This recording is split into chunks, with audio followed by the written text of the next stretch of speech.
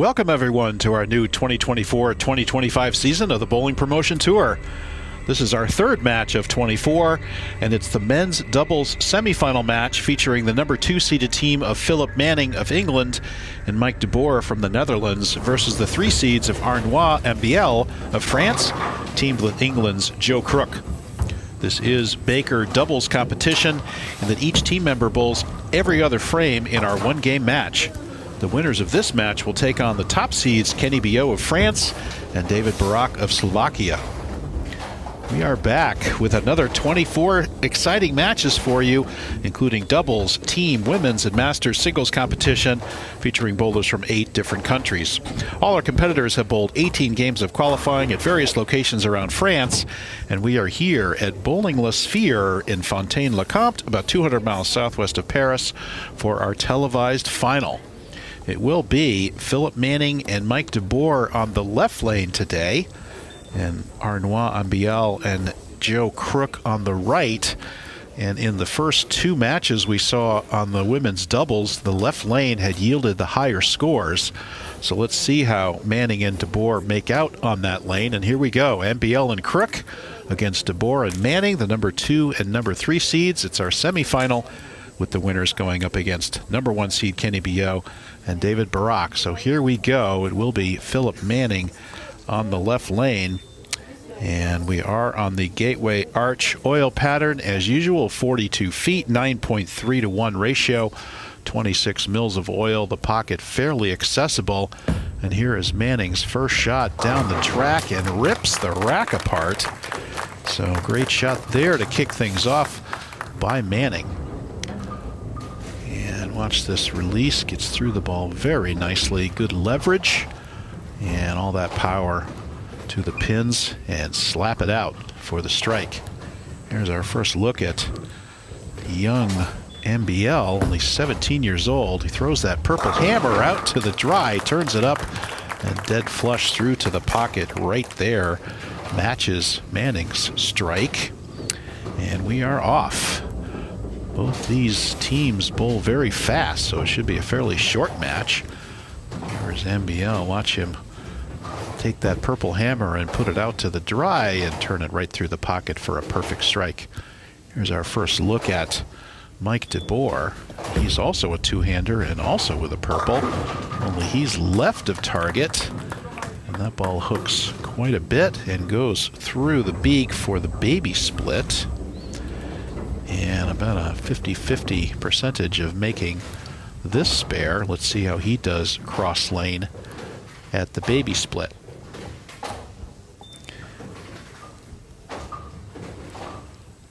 And just bring it out there. Looks a little high on the 3-pin and only gets 1, so that's going to leave them open in the second frame. And you can see he's a little bit left of target. He needed to fit that in between the 3 and the 10 to convert that baby split. Now our first look at Joe Crook, a very nice smooth stroking one-hander and the oldest competitor here. And Crook starts off with a beautiful shot, but a ring 10 could not double up for his team and not rewarded for a fine first effort on TV right over the 15 board. You could see that summit turn up and just does not give him the strike he's looking for. And now Crook will go cross lane, very businesslike. Goes across and no problem on that 10-pin. That will give them the 12-pin lead by virtue of the open from the Manning de Boer team. Now back to Phil Manning. Oh, here we go on the replay in the 10-pin. And very nice stroke, steady head. And just like a regular every other day bowling shot, and it comes through and kicks out the deadwood. And now we are going to have to clear that deadwood. We'll take a minute to thank Storm for sponsoring our Women's Series and Cubica AMF for their continued sponsorship of the Masters Series. We'd also like to thank our institutional partners, National Sport Agency, as well as the regions of Normandy, Brittany, and New-Aquitaine, and the departments of Calvados, La Manche, d'Ille-et-Vilaine, Pays de Loire, and La Vienne, and the cities of Rennes, Chateaubriand, and Fontaine-le-Comte. And let's get back to Phil Manning for his second effort, and right up the track and smashes the pocket again. Good shot for his second strike. He's 2 for 2 now. And there's the replay once again, right up the track. Again, on this 9.3 to 1 oil pattern, the overwhelming choice is to play right around the second arrow, between second and third arrow, depending on how much power you have. And here is 17-year-old Ambiehl, and he strikes for his second effort. He's 2 for 2. Gets this ball a little bit inside, but it comes up and slaps the 10 out. That's what power does for you. Gets those pins active as they go into the gutter. And here's a ball change for Mike de Boer. It's moving over to a harsh reality, much more aggressive than the purple he was throwing, so I assume he's way left. And watch this ball hook, and it hooks right across to the Brooklyn side. But nonetheless, a strike is a strike, and it gets them back within 1 pin of the match. So, key shot there. Let's see if Crook can double up here. These bowlers bowl very fast, as we said. We're in the 4th frame already. And here is Joe. Gets that shoulder open. And nice stroke through the shot. Oh, my Lord, a little bit high. And leaves a smash 7-pin. Wow. That is not a very nice leave on a very, very good shot. This ball's a little bit high in the pocket, but not by much. If we were much higher, it might have been a 4-pin, but that's just a good old-fashioned wrap right there on another good shot by Crook.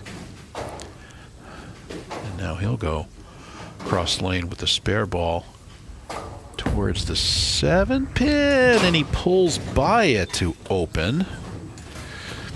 And unfortunately, that will leave them open, and now they're down by 11. And you can see that's left of target right off his hand and does not cover the 7-pin. Now, can Manning go 3 for 3? And balls away down the lane, and yes, kicks out the 10-pin for not only his 3rd strike, but the team's 3rd strike in a row. And look at this kick of the 6-pin into the 10. It's a good shot there, and get those 6-pins active with power. Okay, here's Ambiehl, his 3rd attempt. Can he go 3 for 3 on strikes now? And out to the dry, good shot. Oh no, that turned hard through the pocket. Past the pocket onto the beak and leaves the 3, 6, 10. So that's going to be 7 and not an easy spare to shoot. And that's going to put them down by about 20 pins here. And he gets cross lane to the 3, 6, 10, converts, no problem there. Indeed, it is a 21-pin deficit right now for the Crook team, and no problem on the 3, 6, 10. So let's see if de Boer can find the range here. Even though his team's got a triple, he has yet to hit the pocket. I would assume a further move left and get it out to the right, just like that, and comes up to smash the pocket for 4 in a row. For the Manning de Boer team, they are in very good shape now. And putting pressure on the Crook Ambiehl team. And here is Joe Crook with his 3rd attempt. He's left a ring 10 and a smash 7. What's next? They just keep making good shots. It's got to work out. That's a little bit light, and he gets the jumping messenger, which will not come over and take out the 10-pin. Another good shot by Joe Crook, and another shot not rewarded. Look at the pin off. He jumps off another pin and jumps up and over, and unfortunately well in front of the 10-pin, so he's not going to get that carry. And so they're going to be 30 pins down now. But he does convert the 10-pin, but unfortunately damage is done by not striking. They are now 32 pins in arrears in this match. We are already in the 7th frame. Yeah, this is the kind of pace you like to see in a match. No fooling around, just get up there and throw it. And here's Manning looking for his 4th shot, 4th strike, ring 10. And not going to extend the streak, extend the string of 4. And he has a very nice one-handed style right behind it. His hand cupped under the ball, strokes through it, and will not get a strike. He goes cross lane, takes care of the 10 pin, no problem. And now a 31 pin lead for the Manning de Boer team. Strongly suggest that Ambiehl and Crook get striking here if they want to get themselves back into this match.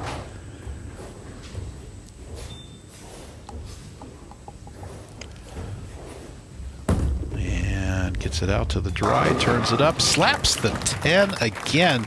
Boy, we're seeing that 6 pin jump out of the channel with all this power and slap out those 10 pins. Nice to see. Watch the 6 pin. Kicks off the sideboard and takes care of that 10 pin. And a much needed strike there for the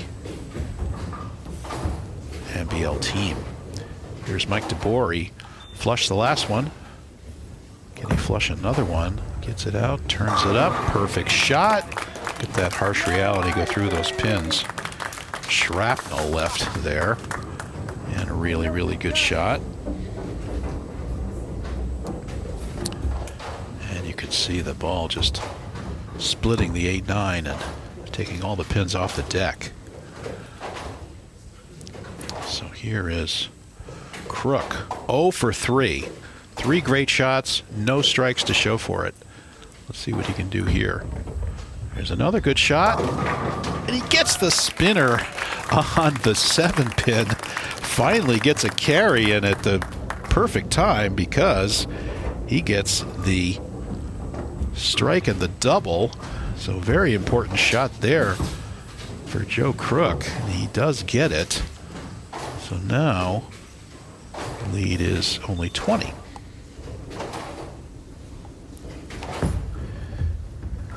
And here is a 4 pin by Manning and could not double up.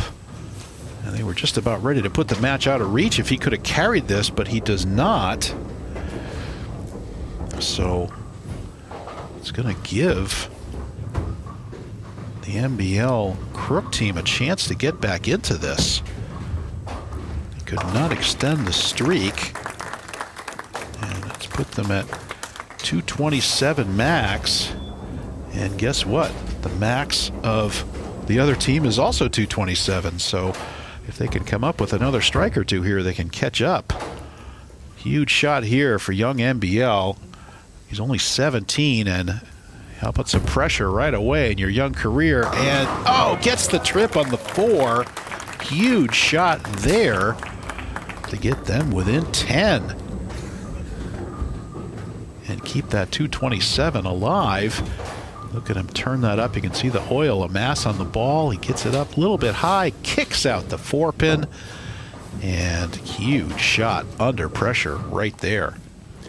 10th frame now. Huge shot for Mike de Boer. Gets it out, and oh, that comes high. And another baby split for de Boer. And now their max just went down to 215. If he converts this baby split.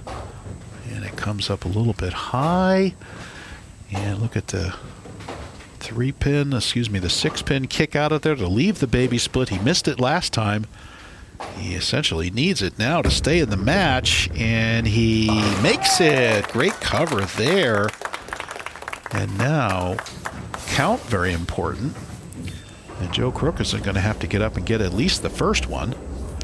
And then good count. So huge spare there by de Boer to keep the lead and force Crook to get the first one in the 10th. And now count, very important. Because assuming Crook does get the first one, he'll need count on the second one. And, whoa, a little bit late to the pocket, but gets the slap 10. And that will put them at 215. That's the score to beat. And they come up and look at that. Once again, the 6-pin doing the job on the 10-pin. And a very good shot there by Boer after a huge conversion on that baby split. Okay, very simple. Joe Crook needs a strike here. Strike to stay alive. If they don't strike, all done. And a good shot right at it. Oh, the best shot of the match by Joe Crook. He smashes the pocket. Beautiful stroke. Look at this. Oh, he's getting rewarded now for these good shots. That was absolutely dead flush. And now he's thinking, what do I need? Let's see, 9 spare is a winner. 8 spare is a tie. And of course another strike is a winner. So what do we need to do here? You can't really play it safe. You've got to make a good shot. You've got to get up there, make a good aggressive shot. And 227 still their max. They only have to beat 215. 9 spare is 216. And he gets it out a little bit high. Oh, and he almost trips the 4. But the head pin wraps around the 4-pin and leaves it. So Joe Crook needs to make this 4-pin to win the match. And look at this stroke here. Pretty good shot. He did not miss the pocket all game. Look at that 10-pin go out late. If that had stayed up, that would have been disaster because 8 and an open would have lost the match for them. But instead, he leaves the 4-pin. Routine spare, but he did miss a 7-pin on this spide before, but not this time. Right at the 4, converts, and that is a 216-215 come from behind victory for Ambiehl and Joe Crook. Congratulations, guys. Great comeback. Here's your score, 216-215. We'll hear from the competitors with Mark in a minute, and meanwhile, they will face the number 1 seeds of Kenny B.O. and David Barak. We'll see you back here for our next match.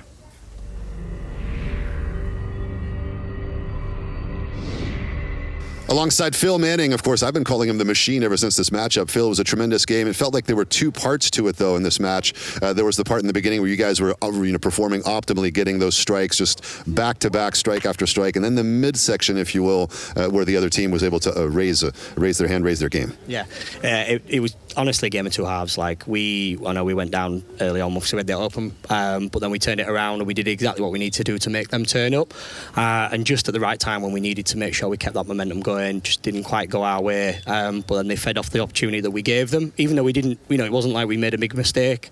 They just saw a chance and they ran with it, and that's exactly what you do in this sport. It's how you win games. You take your opportunities. Taking opportunities as well. You took the opportunity this year to participate at the Bowling Promotion Tour. Give us a sense of what it represented for you, all the different stages, the French cities, the atmosphere, the camaraderie as well that you're able to build with the different players out here. Yeah, 100%. Like we decided that this is something we wanted to do early on in the year when we got asked.